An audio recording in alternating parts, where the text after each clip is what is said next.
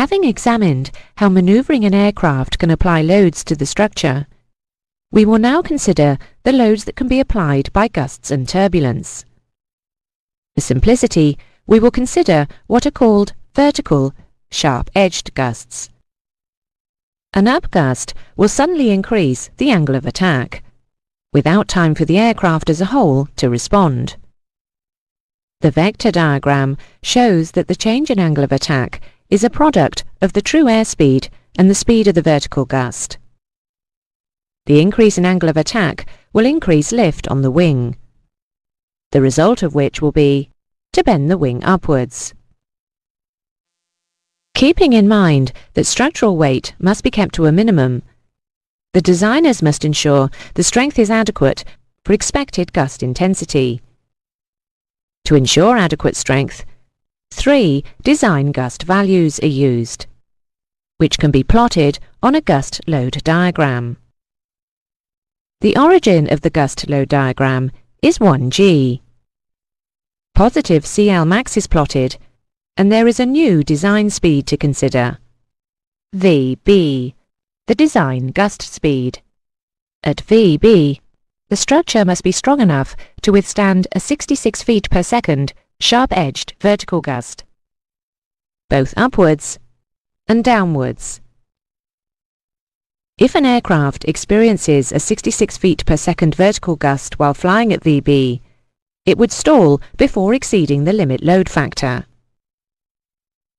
In turbulence, an aircraft would receive maximum protection from damage by flying at VB. But later, we will see that other factors must be considered when flying in turbulence.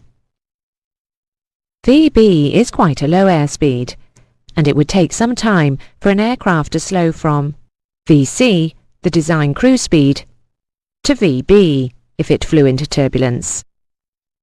Therefore, at VC, the structure must be strong enough to withstand a 50 feet per second sharp-edged vertical gust, both upwards and downwards. Protection must also be provided for the remote possibility of a vertical gust during a speed upset towards VD, the design dive speed. Therefore, at VD, the structure must be strong enough to withstand a 25 feet per second sharp-edged vertical gust, both upwards and downwards. The intersections between the design gust values and their associated design speeds can be linked to form the complete gust load diagram. In practice, a slightly higher speed than VB will be used when flying in turbulence. This speed is VRA, the rough airspeed. VRA will give protection from both overstressing the structure and an inadvertent stall, and will be examined later. Please make a note of which design gust value is associated with each design speed. The examiners may ask you. We will now examine the effect of a vertical gust on the load factor, with this by now familiar vector diagram, the same one used to consider aerodynamic damping. The load factor, N or G, is calculated by dividing the lift by the weight. To illustrate the effect of a vertical gust on the load factor, we can use a sample written exam question. An aircraft is in level flight at a lift coefficient of 0.42. As the lift coefficient is the only data provided, and in level flight the load factor is 1g, the calculation becomes 0.42 divided by 0.42. A 1 degree change in angle of attack will increase the lift coefficient by 0.1. If the aircraft is subjected to a gust which increases the angle of attack by 3 degrees, what load factor will the aircraft experience? The gust will increase the lift coefficient by 3 multiplied by 0.1, giving a lift coefficient of 0.72. Dividing 0.72 by 0.42 gives 1.7. a new load factor of 1.7 g or an increase in load factor of 0.7 g.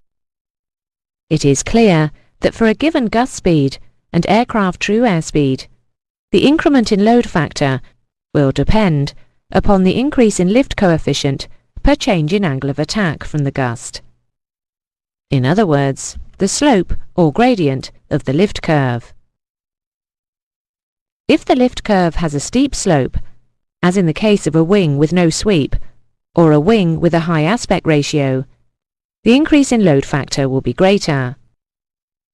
A wing which is swept back, or a wing with a low aspect ratio, has a lower lift curve gradient, and so will give a smaller increase in load factor when meeting the same gust at a given true airspeed.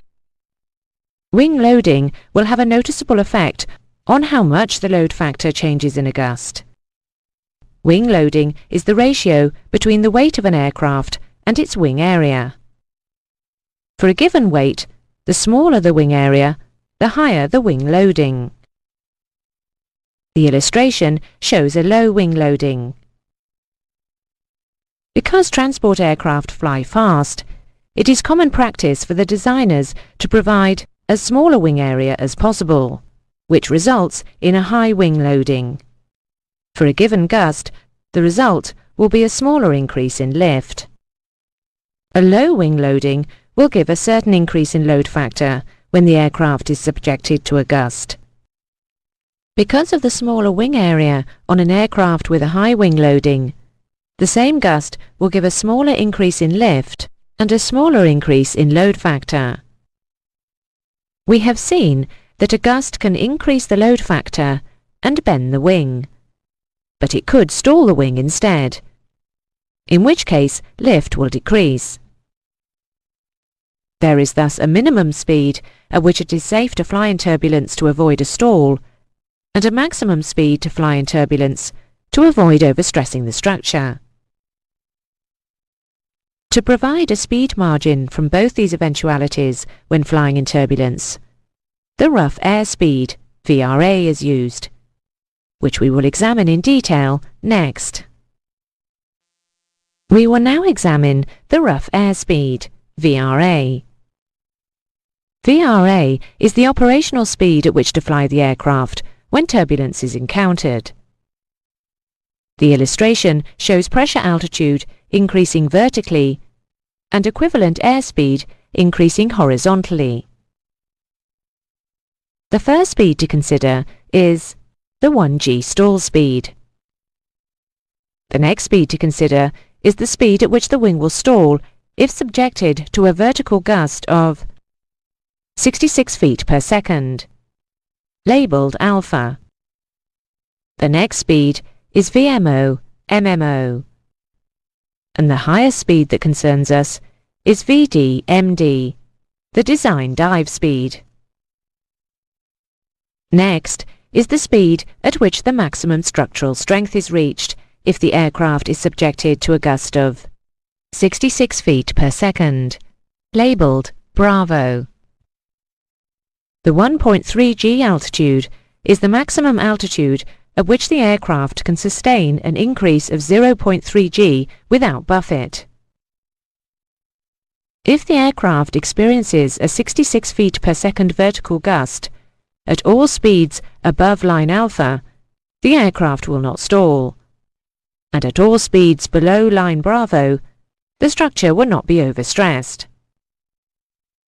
Therefore, the rough airspeed, VRA, should lie somewhere between these two speeds. VRA gives equal protection between accidentally stalling and accidentally overstressing the aircraft. So is the operational speed at which to fly the aircraft when turbulence is encountered.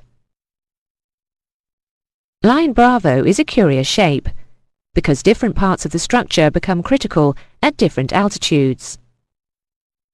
This line is actually the lowest speed boundary of a collection of curves at the higher speed end of the chart. In the next lesson, we'll take a look at landing gear and flap limitation speeds.